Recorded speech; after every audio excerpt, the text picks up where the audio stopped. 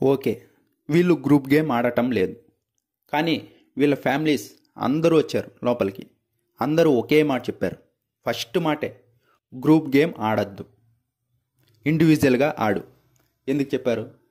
వచ్చింది వేరే వల్ల కాదు, వాళ్ళ అమ్మ నాన్నే. గ్రూప్ గేమ్ ఆడద్దు అని ఫస్ట్ అదే మాటే చెప్పారు. ఇంకోటి వచ్చేసి, నీ నామినేషన్ నువ్వే చెయ్యి, వేరే వాళ్ళు చెప్పారని చెయ్యొద్దు.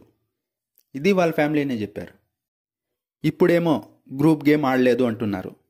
ఒకవేళ సాటర్డే రోజు నాగార్జున గారు ఈ వీడియోలన్నీ ప్లే చేస్తే ఏం చేసుకుంటారు? ఏం చేస్తారు? ఎలా డిఫెండ్ చేసుకుంటారు? ఇంకోటి, దీంట్లో గౌతమ్ది కూడా కొంచెం తప్పుంది.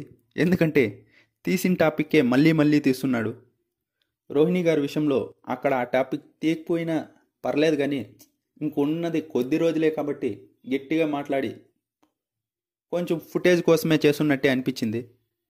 గౌతమ్ చెప్పింది నిజమే, కానీ ఎక్కడ పడితే అక్కడ అన్ని తావల గ్రూప్ గేమ్ అని వాడితే, గ్రూప్ గేమ్ ఆడినా కూడా ఏంద్ర వీడు మళ్ళీ మళ్ళీ అదే చెప్తున్నాడనే ఆ పాయింటే నెగిటివ్ అవుతుంది.